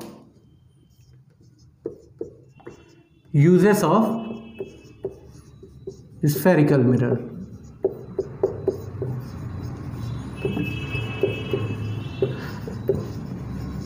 uses of spherical mirror. अब देखिए यहाँ पे सबसे पहले हम देखते हैं कॉनकेव वाला कंडीशन, अवतल दर्पण का कंडीशन देखते हैं। अभी तक चीज़ें रटते आए हैं कि साइड मिरर में कौन सा होगा, कॉन्वेक्स होगा, शेविंग मिरर के लिए कॉनकेव मिरर होगा, ठीक है, सोलर ओवन के लिए क्या होगा। तो थोड़ा सा रिकॉल करेंगे पीछे, मैंने बताया था कि कॉनकेव मिरर का जो नेचर है, कॉनकेव मिरर का जो नेचर है वो कैसा है, कन्वर्जिंग है, कन्वर्जिंग नेचर होता है इसका। कैसा होता है, अभिसारी होता है, अभिसारी प्रकृति का होता है। क्या करता है, लाइट की रेस को एक पर्टिकुलर पॉइंट पे जब मुझे फोकस करना है तो वो क्या करेगा, पूरे लाइट रे को कौन करेगा, कॉनकेव मिरर जो है वो क्या करेगा, पर्टिकुलर पॉइंट पे फोकस करेगा। तो कोई भी एग्जांपल दे कि इस पे कौन सा मिरर का उपयोग किया जाता है, तो ध्यान रखेंगे जब भी मुझे लाइट रे को किसी पर्टिकुलर एक पॉइंट पे क्या करना है, कन्वर्ज करना है, तो मैं यूज़ करूँगा किसका, कॉनकेव मिरर का यूज़ करूँगा। तो कैसा नेचर का है, अभिसारी प्रकृति का है। जब भी मुझे प्रकाश की किरणों को किसी एक निश्चित बिंदु पे अभिसारित करना है तो मैं उपयोग करूँगा आपका कॉनकेव मिरर का। दूसरा, जब भी मुझे पैरेलल रेस चाहिए होंगी तो मैं यूज़ करूँगा किसका, आपका कॉनकेव मिरर का, यानी कि प्रकाश की समांतर किरणें पाने के लिए हम उपयोग करते हैं, अवतल दर्पण का उपयोग करते हैं। तीसरा, जब भी मुझे किसी वस्तु को बड़ा करके देखना है, मैग्नीफाइड करना है, तो मैं क्या करूँगा, किसका उपयोग करूँगा, अवतल दर्पण का उपयोग करूँगा। एग्जाम्पल्स अभी देखते हैं हम। पहले तो ये 3 पॉइंट बहुत अच्छे से नोट कर लेंगे कि जब भी मुझे प्रकाश की किरणों को समांतर किरणें चाहिए या अभिसारी प्रकृति की किरणें चाहिए, किसी एक पर्टिकुलर पॉइंट पे मुझे अभिसारित करनी है या किसी वस्तु को मुझे मैग्नीफाइड करके देखना है, तो मैं किसका उपयोग करूँगा, आपका अवतल दर्पण का उपयोग करूँगा। इसको नोट करेंगे। फिर हम देखते हैं कि क्या क्या एग्जाम्पल होते हैं। सबसे पहला कंडीशन लेता हूँ, जब भी मैं प्रकाश की किरणों को क्या कर रहा हूँ, एक पर्टिकुलर पॉइंट पे मुझे फोकस करना है, कन्वर्ज करना है, पर्टिकुलर पॉइंट पे मिलाना है, तो पहला कंडीशन मैं देखता हूँ, to focus beam of light, प्रकाश के एक पुंज को किसी स्थान पे मुझे क्या करना है, निश्चित स्थान पे मुझे क्या करना है, फोकस करना है, बीम ऑफ लाइट को फोकस करना है, तो यूज़ करूँगा मैं किसका, आपका कॉनकेव मिरर का। जिसमें पहला एग्जांपल मैं देखता हूँ, पहला एग्जांपल जैसे डिश एंटीना होता है,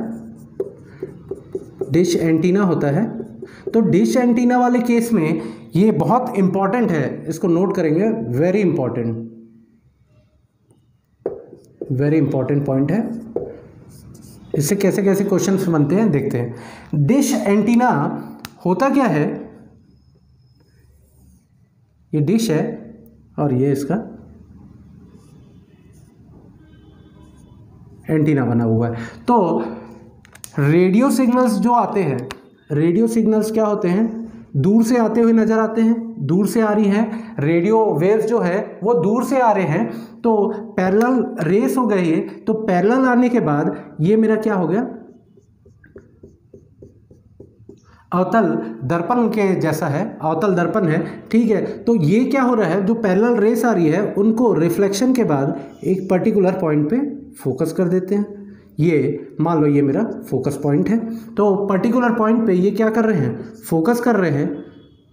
तो ऐसे कंडीशंस में मैं किसका यूज़ करता हूँ, कॉनकेव मिरर का यूज़ करता हूँ। इसीलिए जितने भी सिग्नल्स आते हैं, जितने भी सिग्नल्स आते हैं पर्टिकुलर एक पॉइंट पे ये क्या करते हैं, कलेक्ट होते जाते हैं। और इसीलिए हम जितने भी टीवी वगैरह जितने भी सोर्स होते हैं वो सभी हम क्या होते हैं, देख पाते हैं अच्छी तरीके से। तो देखिए यहाँ पे रेडियो वेव्स क्या है, लाइट रे नहीं है, लाइट की रे नहीं है, ये हैं आपके इलेक्ट्रोमैग्नेटिक वेव्स हैं, इलेक्ट्रोमैग्नेटिक वेव्स। तो क्वेश्चन देखिए कैसे बन रहा है कि ऐसा कौन सा दर्पण है जो प्रकाश के अलावा बाकी विद्युत चुंबकीय तरंगों को क्या करते हैं, विद्युत चुंबकीय तरंगों का के लिए उपयोग किया जाता है। तो वो क्या है, आपका अवतल दर्पण है।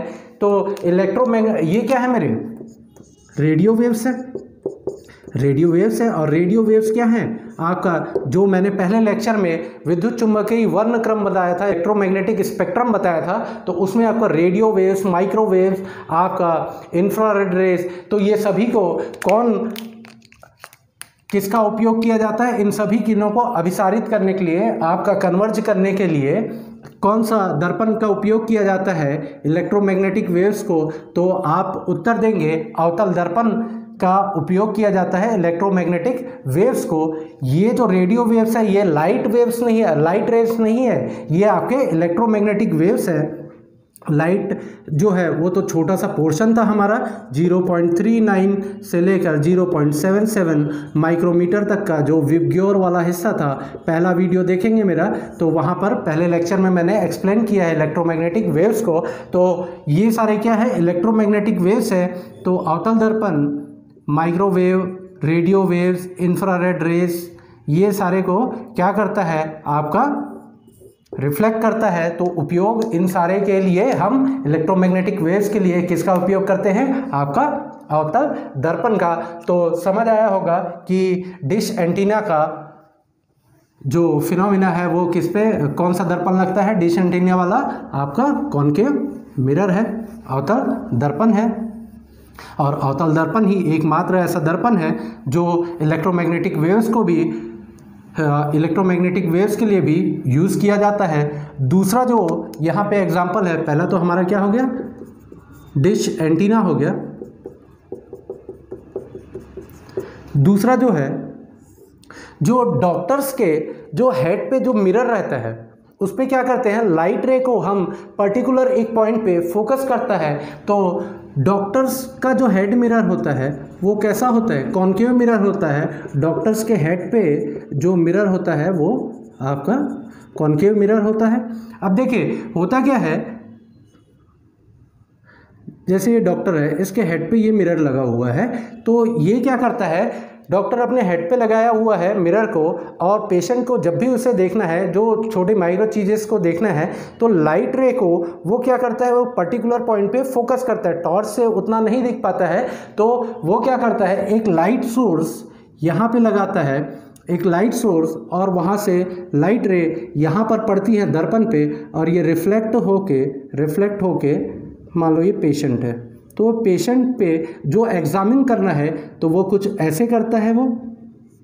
तो उसके लिए उपयोग किया जा रहा है क्या, डॉक्टर्स का जो हेड मिरर है, और यहाँ पे एक पर्टिकुलर लाइट के जो बीम है उसको फोकस करने के लिए यूज़ किया जा रहा है, आपका कॉनकेव मिरर यूज़ किया जा रहा है।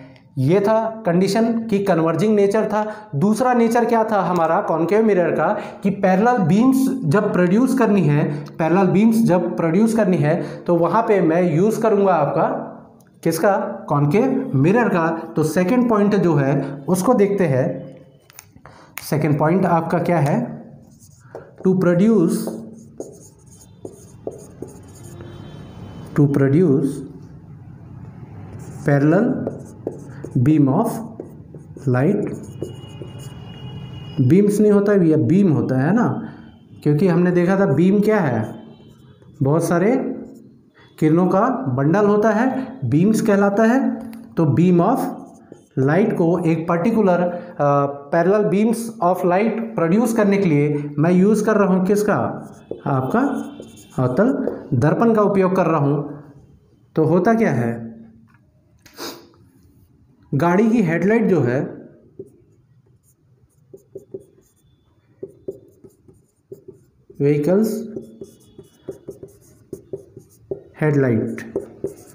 व्हीकल्स के हेडलाइट में होता क्या है, ये जैसे अवतल दर्पण है, तो अवतल दर्पण के फोकस पे मान लो मैंने एक रख दिया लाइट सोर्स रख दिया।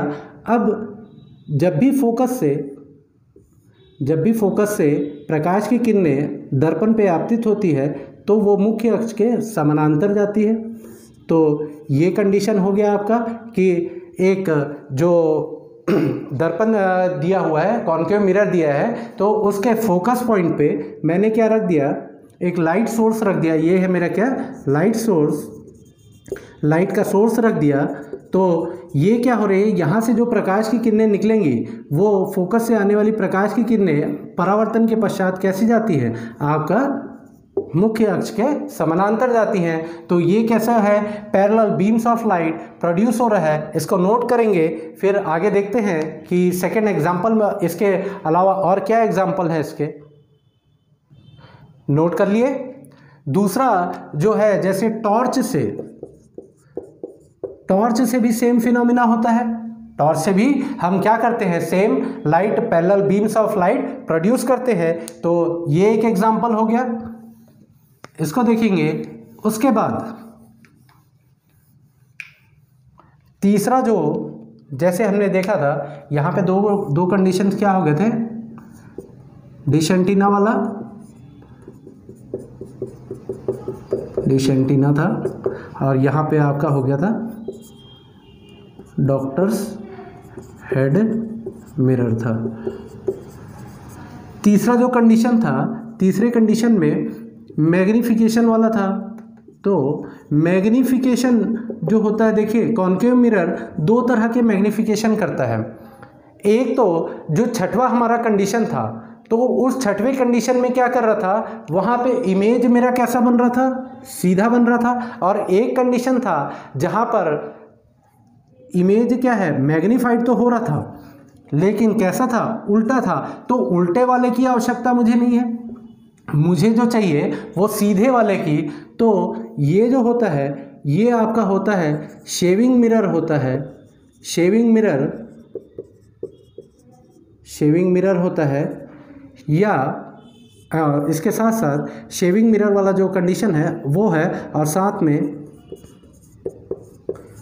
मेकअप मिरर भी बोलते हैं। तो ये दो का मैग्नीफिकेशन वाला पॉइंट था ये, कि शेविंग मिरर में यूज़ करते हैं और आपका मेकअप मिरर में भी यूज़ करते हैं।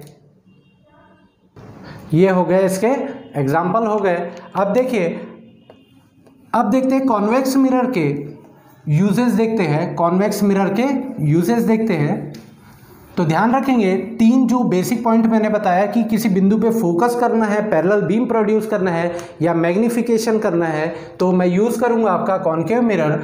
दूसरा जो है वो देखते हैं कॉन्वेक्स मिरर का। तो कॉन्वेक्स मिरर का बहुत ही अच्छा जो आपका यूज़ है वो है आपका जो रियर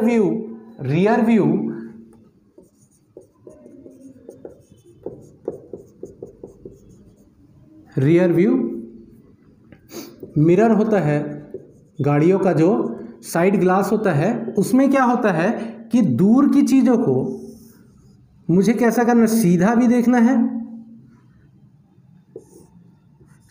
देखना है और कैसा करना है, छोटा देखना है। कॉन्वेक्स मिरर का यूज़ इसलिए नहीं करते हैं क्योंकि कॉन्वेक्स मिरर कभी इमेज को छोटा दिखाता है, कभी बड़ा दिखाता है, कभी उल्टा भी दिखाता है, कभी सीधा भी दिखाता है। लेकिन कॉन्वेक्स मिरर जो होता है वो केवल और केवल एक ही तरह का इमेज बनाता है, वो बनाता है सीधा और छोटा इमेज बनाता है। तो पीछे की जैसे ट्रैफिक की जो चीज़ें हैं, जैसे सिग्नल पे हम खड़े हैं तो पीछे की चीज़ें मुझे क्या है, बहुत सारी गाड़ियां जैसे खड़ी है तो सभी गाड़ियां एक साथ मुझे नज़र आती है और कैसी दिखती हैं, छोटी दिखती हैं। ठीक है, तो उसके लिए मैं यूज़ करता हूँ क्या, आपका रियर व्यू मिरर में आपका कॉन्वेक्स का यूज़ किया जाता है। और कॉनकेव को इसलिए नहीं करते हैं क्योंकि कॉनकेव कभी छोटा कभी बड़ा और ऐसा दिखाता है। दूसरा सेकंड जो यूज़ है इसका, जो डेंटिस्ट होते हैं तो डेंटिस्ट किसका यूज़ करते हैं, कॉन्वेक्स मिरर का यूज़ करते हैं। डेंटिस्ट जो होते हैं वो आपका यूज़ करते हैं किसका, कॉन्वेक्स मिरर का यूज़ करते हैं, क्या डाइवर्जिंग नेचर का होता है। और जो स्ट्रीट लाइट होती है, स्ट्रीट लाइट में क्या होता है, जैसे कि कॉन्वेक्स मिरर का नेचर हमने देखा था कि डाइवर्जिंग नेचर होता है। तो स्ट्रीट लाइट में यूज़ इस प्रॉपर्टी को, कॉन्वेक्स मिरर के इस प्रॉपर्टी को, डाइवर्जिंग नेचर की प्रॉपर्टी को यूज़ करके क्या करते हैं, जो लाइट है वो डाइवर्ज करा के जब भी प्रकाश की किरणों को फैलाना है तो ये देखते हैं। और दूसरा क्या करते हैं, जब भी मुझे छोटा प्रतिबिंब देखना है तो मैं यूज़ करूँगा कॉन्वेक्स मिरर को। इतने सारे यूजेस हैं। अब कभी भी आपको किसी भी तरह का यूज़ बताया तो बेसिक चीज़ें याद रखनी है। कॉनकेव में याद रखना है आपको कि कन्वर्ज करना है या पैरेलल बीम प्रोड्यूस करना है या मैग्नीफाइड करना है। तो आप किसका यूज़ करेंगे, आपका कॉनकेव मिरर का। और कभी भी मुझे वस्तु को छोटा करके देखना है तो आप किसका यूज़ करेंगे, कॉन्वेक्स का यूज़ करेंगे। और डेंटिस्ट यूज़ करते हैं आपका कॉन्वेक्स का, और स्ट्रीट लाइट में यूज़ होता है आपका कॉन्वेक्स मिरर का। अब एक छोटा सा पॉइंट है लास्ट, फिर ये हमारा टॉपिक यहाँ कंक्लूड होता है। अब देखिए, कॉन्वेक्स, कॉनकेव और प्लेन मिरर तीनों में पूछा जाता है कि फील्ड ऑफ व्यू किसका बड़ा होता है। तो फील्ड ऑफ व्यू जो है, फील्ड ऑफ व्यू कहने का मतलब कि छोटे से एरिया में बहुत सारा जो प्रतिबिंब है वो देखना हो मुझे, तो छोटे से दर्पण में बहुत बड़ी चीज़ को देखना है तो मैं यूज़ करूँगा किसका, कॉन्वेक्स मिरर का। क्यों, क्योंकि उसका फील्ड ऑफ व्यू बहुत बड़ा होता है, बहुत बड़ा होता है, फील्ड ऑफ व्यू बहुत बड़ा होता है। और यहाँ पर एक चीज़ और ध्यान रखेंगे, एक छोटा सा चीज़ छूट गया था कि जैसे दर्पण हमने देखा है तो दर्पण में जितने भी टर्म्स हमने देखे तो एक टर्म होता है आपका कि दर्पण का आकार जो होता है वो, गोली दर्पण का आकार किसके द्वारा निर्धारित किया जाता है। तो देखिए, जो दर्पण का रेडियस होता है, डायमीटर जो होता है, व्यास जो होता है, वो कहलाता है अपर्चर। अपर्चर कहलाता है द्वारक। तो दर्पण के आकार को, दर्पण के आकार को द्वारक द्वारा निर्धारित किया जाता है। दर्पण के आकार को, aperture size of the mirror is defined by aperture of the mirror. और अपर्चर क्या होता है, ये होता है डायमीटर ऑफ द